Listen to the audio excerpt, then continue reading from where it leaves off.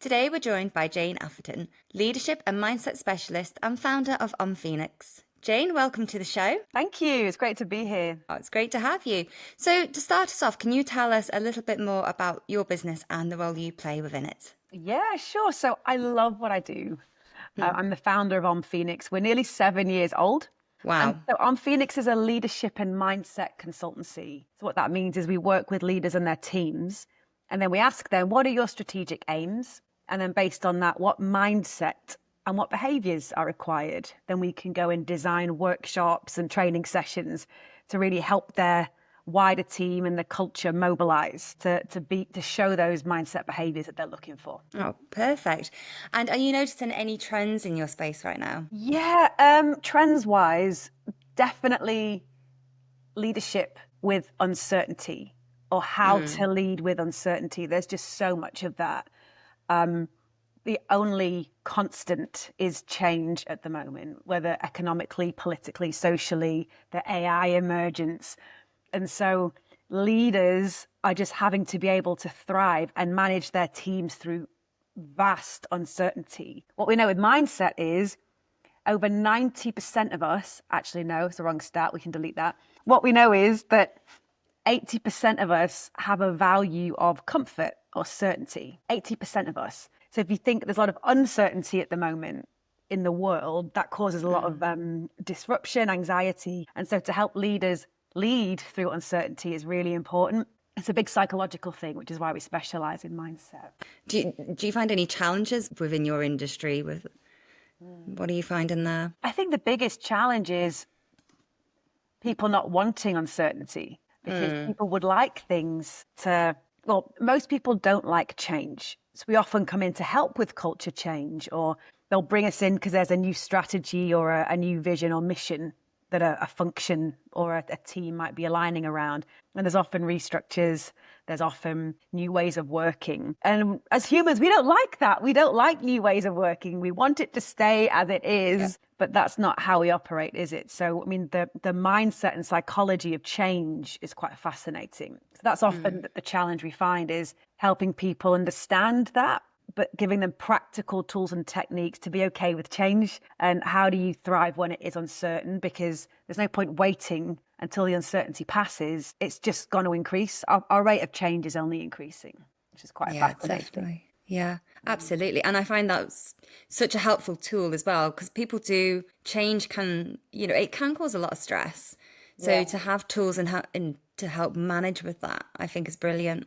Yeah, Yeah, it really helps definitely. people. In terms of patterns, and you said, what patterns are we noticing? I'd say it's the leading with uncertainty, but also the empowerment and the inclusivity piece, particularly in the response to the US, which I know is a bit political. But whilst they've canned all the diversity, inclusion, equality programs, there's like been a big resurgence of it in EMEA, I'm noticing, and it's been incredible. We've just rolled out a huge female sponsorship program for a global organization. They don't have offices in the States, but every other continent they do, because they really understand and believe the stats that say it's just good for everybody if there's equality. So I'm seeing a pattern, like a pushback of, no, we believe in diversity and inclusion. And so those programs have dialed up, and empowering women in particular is a passion point of mine. And as a single mom, it's how do you empower women to be successful, but without burning out? Yeah. Because otherwise it's kind of a lot of women in leadership programs are really, this is how you teach women to be a bit more masculine. It's, whether it's getting achievements and being competitive and closing deals. We can do that, absolutely, and I do as well. But if we do that too much, those attributes require testosterone, you see, and we don't have as much. So we use it up and then I we know. start to burn out. It's really interesting, the biology of it. So it's how do you help women to flourish using our own sort of feminine biological attributes, which is very topical at the moment as well with the Yeah. gender identification and things. But from a biological perspective, we're different. We are different. And how do we help Yeah. women to flourish is a big passion point. That is fascinating. I never put it down to biology as to why it does seem harder. Like my business partner is obviously a male. It's my brother, and it's the difference between how we manage, the business it does feel harder for a woman to be able to accomplish the same as a man. And it shouldn't do, it shouldn't be, but yeah, maybe there is, like you say, the biology Yeah, behind it as and what we're well. looking at, and I think it's a really important distinction, is we can still accomplish as much or more, but it's how we do it. And often a lot of us, from the schooling we would have had, is we're trained to do it in a way that is quite masculine and push through and tick this off and da da da. And that's why we get so tired or why we can burn out. We're cyclical by nature, monthly and all the things that we go through, right? So we can accomplish as much, but we have to do it in different ways, so we can be more creative or collaborative. Women are very innovative just naturally through how we operate with the different chemicals we have. It's really fascinating when you look at it.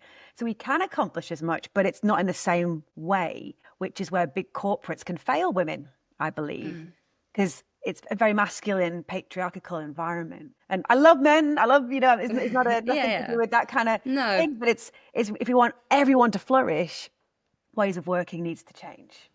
yeah, absolutely. It's That's interesting, isn't it? fascinating. It is. It really is. Could When talk I for hours worked for about that. myself, I could not be an employee because my ways of working, if it's certain times of the month, I must rest more and I will honor that.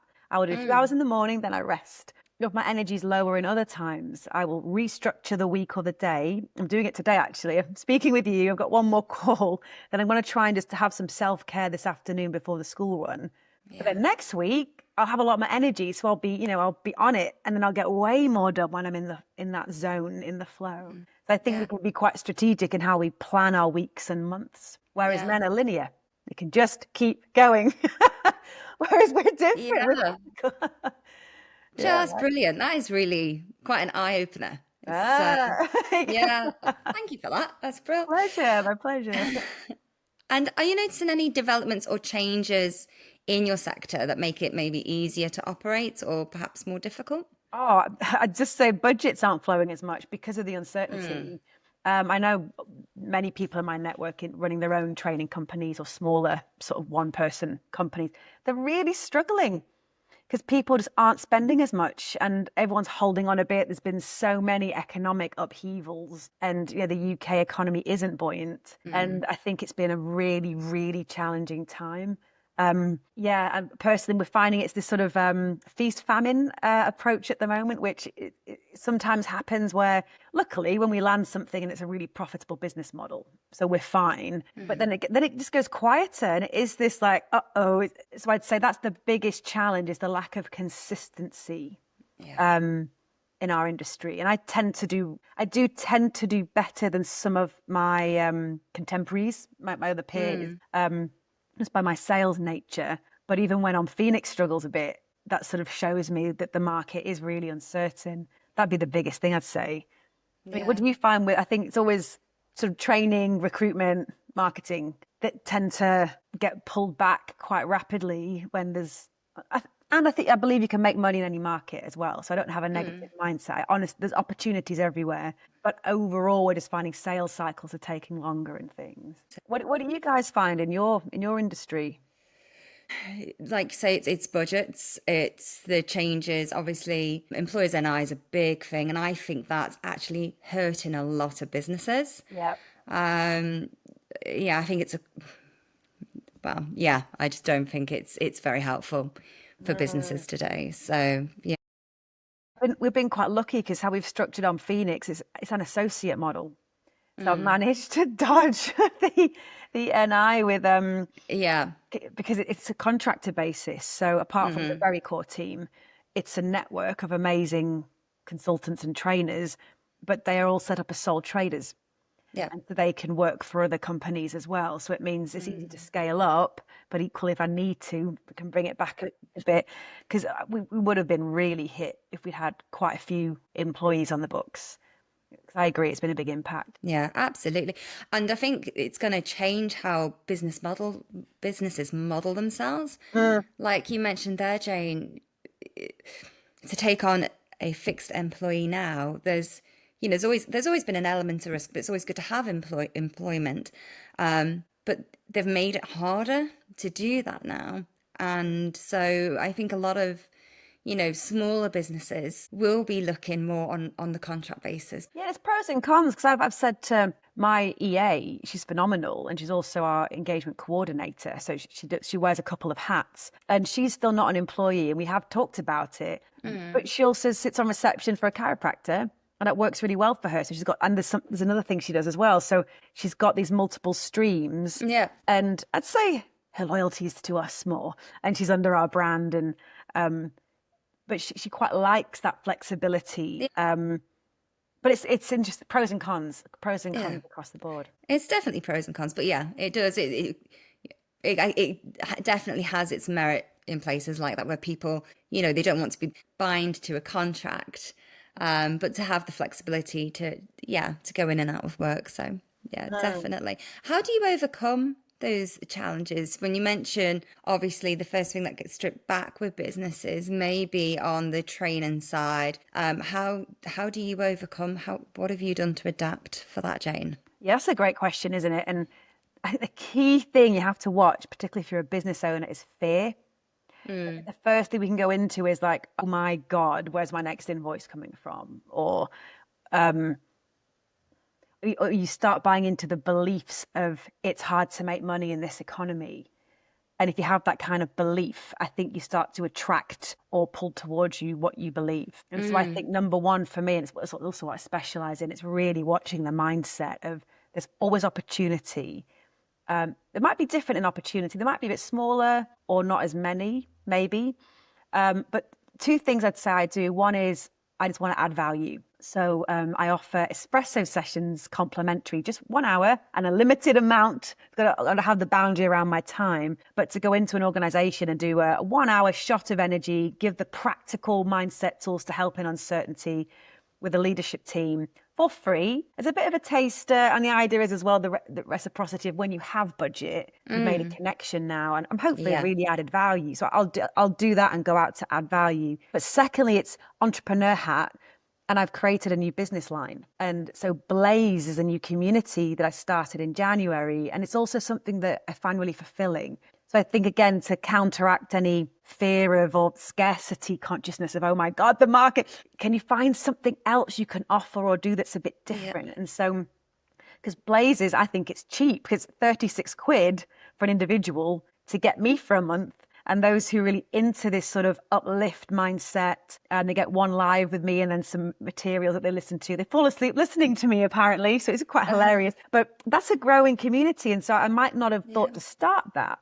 But I was thinking, what else is there? How else could I add value in a way that brings in some income potential? That's totally new for me because it's business to consumer, whereas I'm used to doing B2B. Yeah. So I think that's probably, to answer your question, it's watch the fear. How do you add value somehow with boundaries? And then is there anything else you can do to be creative? No, that's really good advice. That's excellent. And when it comes to getting your message out there, I mean, obviously you mentioned you're building this new community with Blaze now. How do you approach your marketing and business development? Yeah, so I'll talk to Blaze first because that's the new one. So I really got my eye on it. So someone said to me a few months ago, a client of mine said, Jane, your key asset is your network. I hadn't thought about it that way, as like an asset. Because I know so many organizations, senior leaders in many industries that are, leaders in industry. And so when I want to start something new, I just let them all know. But the key is I want to make it personal. So I'll WhatsApp them all. So it takes me ages. So I'm thinking of this. What do you think? Voice memo. Some are keen, some aren't. But that's number one, is go personal, I find. And then it's LinkedIn and newsletters. I love the idea of having 4 channels. I think it's important so you're not just on one platform. But I don't love social media. I'm not on any of the other more, non-business ones. But I find LinkedIn and then just reach out to the network are the 2 biggies. I want to add YouTube. It's why I'm practicing my podcasting skills. You're doing very well. Oh, thank you very much. I need to get a YouTube channel going so I can be sharing stuff in a different format as well. So there's an extra channel there.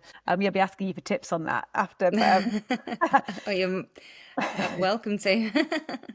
But I think that's probably the main ways. Brilliant. And how would you describe your competitive landscape? Really varied. I mean, if I talk to On Phoenix, the core consultancy, I mean, sometimes it feels like is it apples and pears? Is it apples and apples we're compared with? Because it's, I mean, you've got you sort of one man or one woman training companies or coaches, and there's thousands of them, but I don't really think we compare to them because we're a team and we're a consultancy, not a one person. But sometimes you will come up against someone like that in a pitch. But on the other side, you've got the huge training organizations, companies that are set up multiple cities, systemized. And so our competitive landscape is just really varied. And I think when we speak to potential clients, it's a case of, what are you looking for in a supplier? Like, do you want the bigger, sort of slicker training companies that might have a whole, I don't know, e-learning option like that we don't? But we're sort of in the middle, I think, price-wise as well. We're at a premium for our size,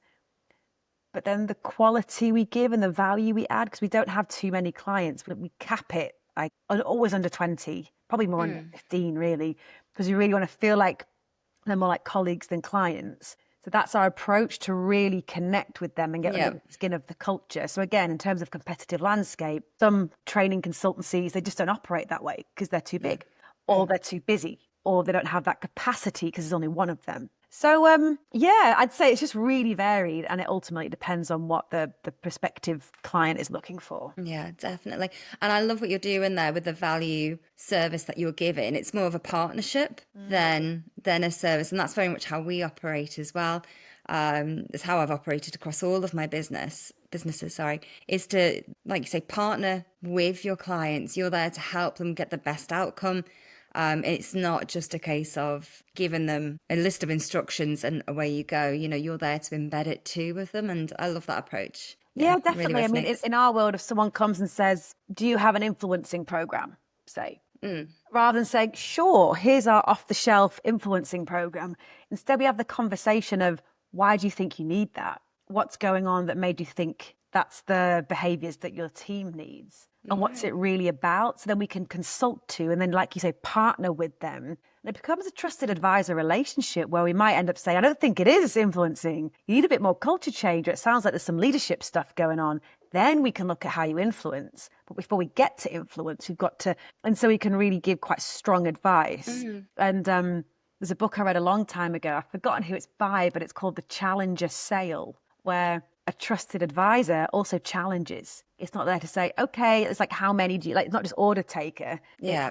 I don't know if that is the best thing for you, or like calling leaders on their behavior in a way that they can hear that's not judgmental. But that's the benefit we have, because some senior leaders have a lot of yes people around them. So to use us is to say, we're not just going to say, we're going to give you really helpful, clear and authentic feedback, but then we'll help you to be your best version as well. So that's the approach. It's quite bespoke, but not everybody wants that. Not everybody wants to be told.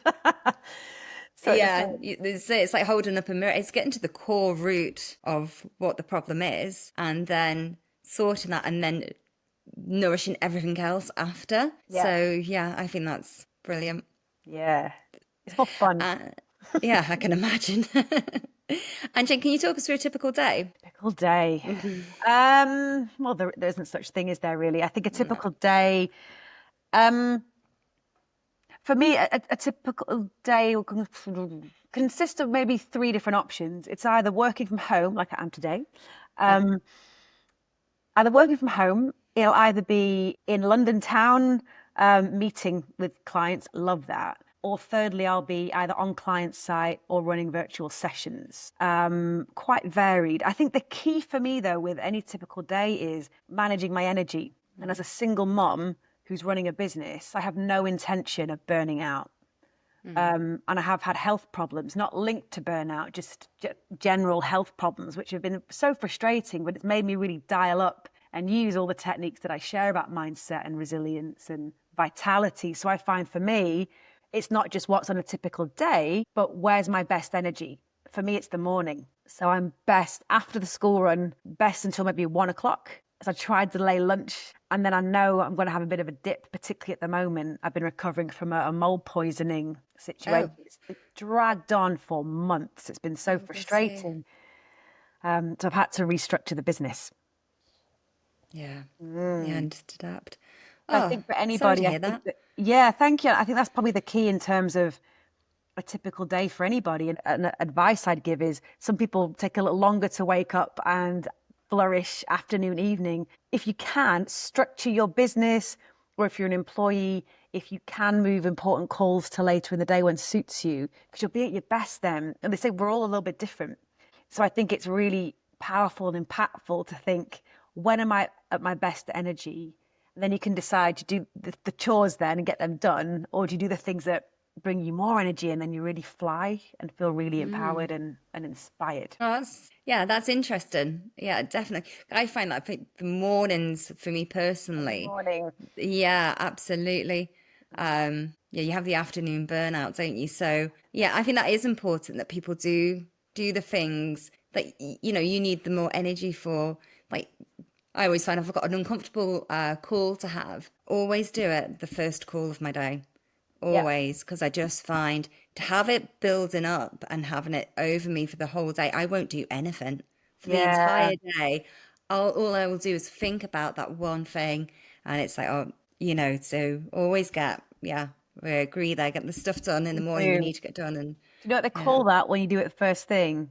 what's Have you that? heard of the eat the frog? Yes, I You've have. got to Yeah, eat the frog, because if you don't yeah, eat it first thing, it grows yeah, and it gets bigger, bigger. So it's a big, ugly toad, and it gets too big. And like you say, it like consumes us throughout yeah, the yeah, day. So eat the frog in the morning, get it done, and yeah. then you can do the other stuff for the rest of the day. Makes a big Abs- impact. Absolutely, that's good advice. And in business, what would you say your key metrics or marks of success would be? They're quite varied for us because we're service based and help mindset and behavior change. So we have some of the tangible ones like engagement management, employee engagement surveys. So one of the clients we work with that we dearly love working with, they're a smaller SME in the tech sector. So we work with a lot of corporates, but these guys are a smaller, there's a few hundred of them. They really wanted to establish a coaching culture. And what we know is when companies have coaching culture, they tend to flourish more and everyone feels more empowered rather than a line manager model.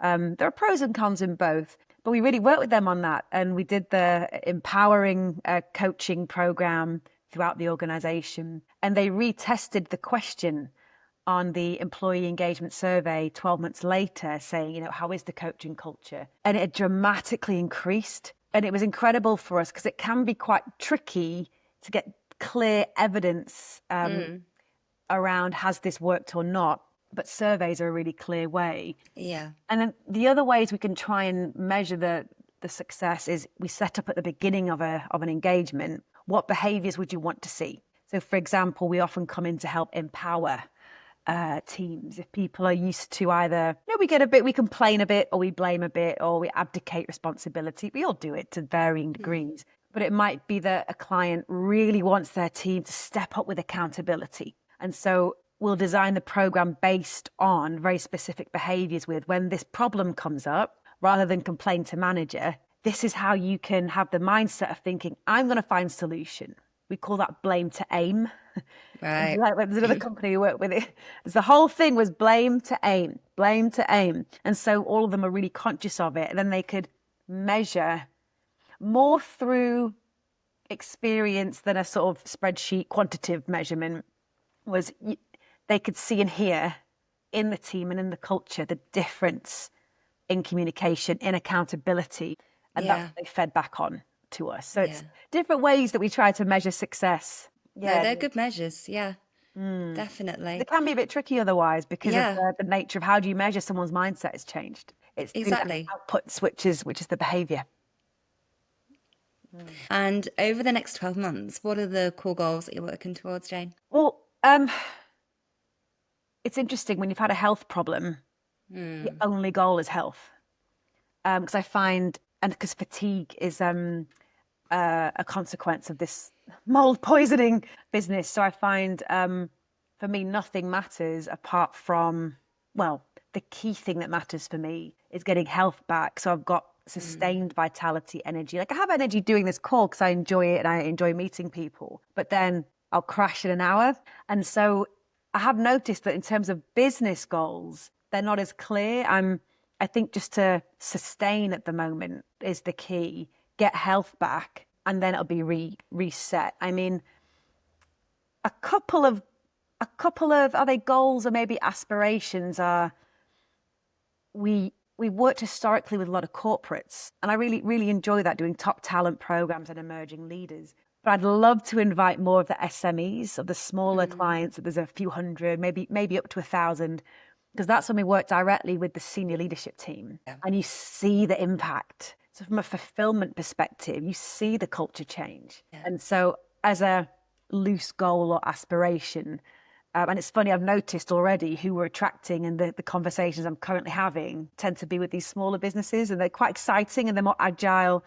So I'm looking forward to that. And the only other sort of goal, like I say, they're not clear this year, but for the Blaze community, I would love Blaze to have a solid sort of 50 solid members.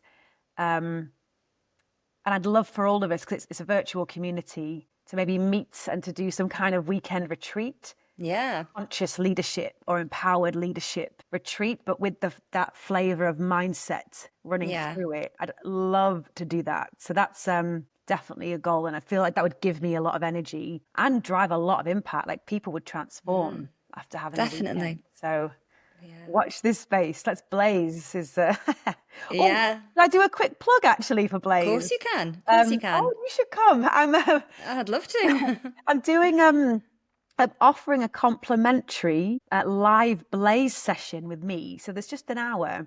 Wednesday, the 21st of May at 8:30 in the evenings. Currently, the live Blaze sessions for the members are at 1 p.m. on a Friday or 8 a.m. on a Friday. It's what I did this morning.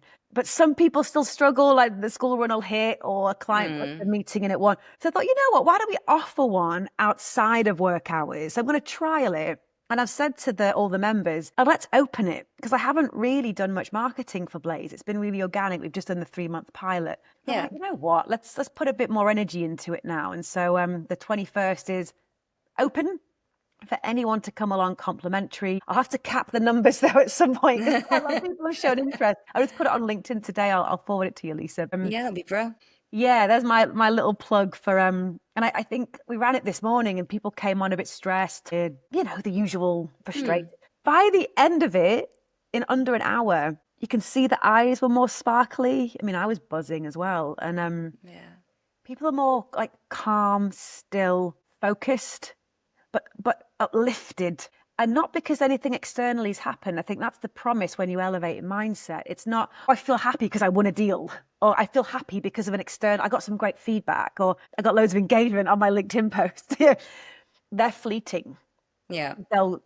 You feel a spike of happiness, then it goes. What we want is a consciousness or a mindset of joy or uplift that's not happened because of anything external to us. It's just because we've cultivated it through these techniques, through using the breath. And so that's a much more empowered way of living. So you're not waiting for something external to happen, to feel good, to feel happy. Yeah. You cultivate it and embody it within.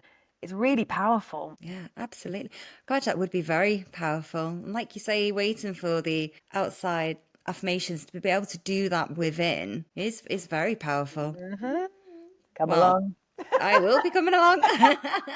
Yay, Lisa's coming. Sounds what I need. It sounds good. Don't we all? I think everybody does, though. If everyone's honest with themselves, everyone could do with a little bit of self-empowerment. So what I call it is, it's like we're living in this age of cortisol. If cortisol's the stress hormone, right? We're constantly reactive, busy, stimulated with all the tech, and it frazzles our nervous system. And I think just to soothe it in community, which feels nice as well, and then just to uplift. It doesn't take too long when we ground and soothe the nervous system to start to change. You balance brain chemistry, and then quite rapidly, with immediate effect, you can start to shift things, and your perception changes, and challenges or problems you had, you find solution. You get creative to, that tricky client, I know I can do this. But you wouldn't have had that thought if you hadn't balanced brain chemistry first and soothed it. So it's incredibly powerful, because we're often in fight or flight, cortisol, adrenaline. But there's no, that the origins of that were the saber-toothed tiger attack that we need to survive and run and fight, flight. But we're in this very safe culture and society now where there's no saber-toothed tiger, so to speak, but perceived threats. We're having all these cortisol and adrenaline jolts, but it's because of an email. It's not an actual threat. Or I don't know, the school calls me, I'm like, oh God, or client feedback, but it's not actual survival threats yet. We're reacting like it is. And then we're not sleeping that well. We're feeling a bit antsy, a bit stressy. So it's learning how to rebalance brain chemistry in our current modern information age, which we're just getting overblown with everything. Interesting time, right? Isn't it? Isn't it? It really is. And do you know what? It's interesting you say that, because my brother, and he's my business partner, he says that to me all the time. Don't sweat the small stuff. Yeah. Because I find I'm guilty of that. And like you say, and it will just play and play. And it does. It starts to, and it is small. It's not that important at the end of the day. And it is just managing, don't sweat the small stuff, and self-regulation. It's bringing yourself back into that zen, and you're more productive as well, for sure. So Definitely. I think to your point though, and to be self-compassionate, is we do sweat the small stuff when we're in fight or flight, and everybody does, because there's that cortisol. So the things that are only small, they feel bigger. It's like our perception like blows things up more. But like you say, if we self-regulate or do some of the mindset strategies, it's like you raise your mindset up. Say we're in stress, you can then raise it. There's a scale of consciousness. You can then raise it up. Say you get to courage or acceptance. Suddenly the problem down here at stress, when your mindset's up here at acceptance, it's totally different. We perceive it differently. It's like, yeah, it's very interesting. what matters the most to you in business right now? I'm going to go back to health again. Nothing can matter if you don't have your health. And this is just a lesson I've been in the last couple of years, actually, is if I've got all these business ideas and I want to add so much value to clients, but I do feel that my time, my energy is limited whilst I'm recovering from the mold poisoning. I'm getting there. Hopefully it's a few more months. I'm on a protocol with a lot of supplements. And I can't drink much wine. Oh. I know. Coffee in theory, but I'm like, yeah, I'm not. I'll have a one shot of decaf. I know. I feel like when you felt your That'd be empty hard. then, you're like, oh, coffee and wine. So what's most important to me? Health. Followed by that is exciting projects that really give me energy and create impacts, both for On Phoenix with probably those smaller businesses to really help their culture, a culture of empowerment, fulfillment, impact. But then the Blaze community to really expand that and to spread the word and to make it really accessible. I'd say I know you said one, but I've picked three. Yeah. But all starts with health. Yeah, absolutely. It is. It's the core for sure. And is there anything that you would change to make running your business easier? If there's one thing you could change, what would that be? Help with the school run. Yeah. Sometimes if I am in that flow of that innovative flow and I just want to keep going, particularly with a new initiative or if I'm designing a client program, but I've got to stop. And I find that although I say I get my energy in the morning, creativity seems to flow a bit later. Then once I'm in the zone, I can keep going. But I find it jolts me. And my son's dad lives an hour away, so it's too far for the school run. So I find if there was one thing, would be 2 days a week for someone else to do the school run. Yeah. I do have a childminder, but then she brings him back here. So it sort of defeats the purpose. So I've got to get out of the house. It's great when I'm in London, but it doesn't really help if I'm in flow in the house because that environment is an impact. That'd be my thing. And I think a lot of people would probably agree there. Yeah, it's for sure. And what is your biggest frustration, Jane, at the moment? Guess what I'm going to say is health. Yeah. So fucking frustrating. But it's made me appreciate, and I'm big into fitness. So, I dissolve a lot of frustration, or I get really good ideas. I go for a run, but I just can't right now. And so biggest frustration is not having the energy that I'd like to have. And I think what it's going to do, because I will get through this, the appreciation I'm going to have for my body, my health, my energy levels, even like that'll be the normal tiredness, but it's just nothing in comparison to the wipeout of fatigue. Yeah. So that's the biggest frustration. I'm going to pick another one. And then the uncertainty in the economy.